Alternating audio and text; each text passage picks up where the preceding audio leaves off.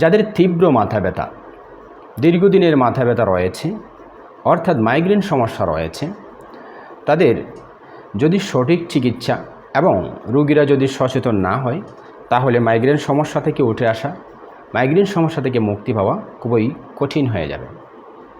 বরং দিন দিন ডে বাই ডে মাইগ্রেন সমস্যা আরও জটিল হয়ে যেতে পারে।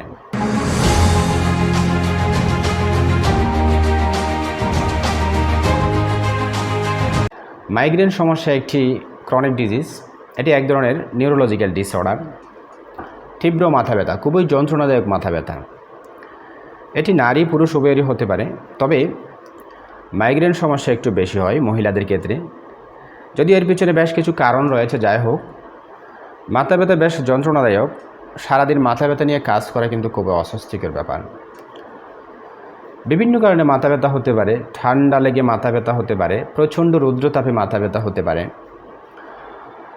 অ্যান্টিবায়োটিক সেবনের কারণে মাথা ব্যথা হতে পারে, এছাড়া জেনেটিক কারণেও মাথা ব্যথা হতে পারে। মাথা ব্যথা এর পেছনে বেশ কিছু কারণ রয়েছে। তাছাড়া এক একজনের মাথা ব্যথার ধরন এক এক রকম। কারো মাথা ব্যথা শুরু হয় ডান পাশ থেকে শুরু হয়, বা আর কারো বাম পাশে মাথা ব্যথা শুরু হয়, আবার কারো ডান পাশ থেকে শুরু হয়ে পিছনের দিকে বা বাম পাশ থেকে শুরু হয়ে পেছনের দিকে মাথা ব্যথা ছড়িয়ে পড়ে এবং সেখান থেকে উপরে, এমনকি পুরো মাথা জুড়ে মারাত্মক মাথা ব্যথা হয়ে থাকে। তো যাই হোক, এক একজনের মাথা ব্যথার ধরন এক এক রকম এবং এটি খুবই যন্ত্রণাদায়ক।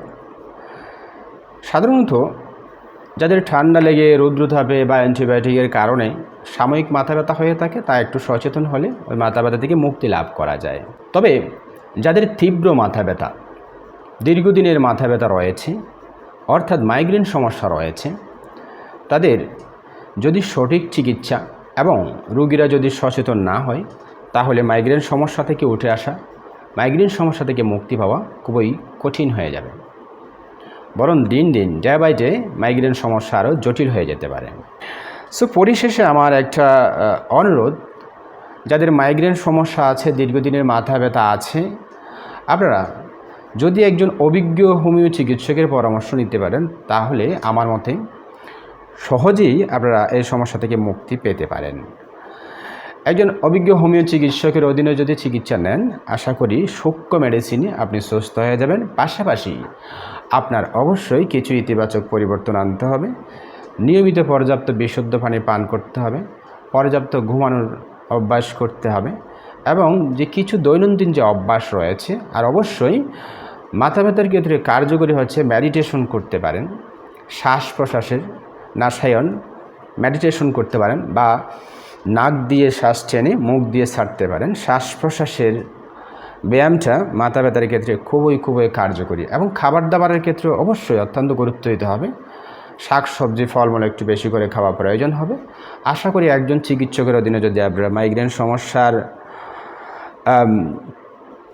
সমাধান নেন, তাহলে অবশ্যই চিকিৎসক আপনাকে পরামর্শ দিবেন কিভাবে আপনি মাইগ্রেন সমস্যা থেকে আস্তে মুক্তি পাবেন। আশা করি আমার আজকের এই ছোট্ট পরামর্শ থেকে যারা মাইগ্রেন সমস্যায় আছেন, তারা অবশ্যই কিছুটা উপকৃত হবেন। আজকে আপনাদের কাছ থেকে এইটুকুতে বিদায় নিচ্ছি। পরবর্তীতে ইনশাল্লাহ আবারও আপনাদের সামনে হাজির হব সুন্দর কিছু পরামর্শ নিয়ে। আসসালামু আলাইকুম ওয়া রাহমাতুল্লাহ।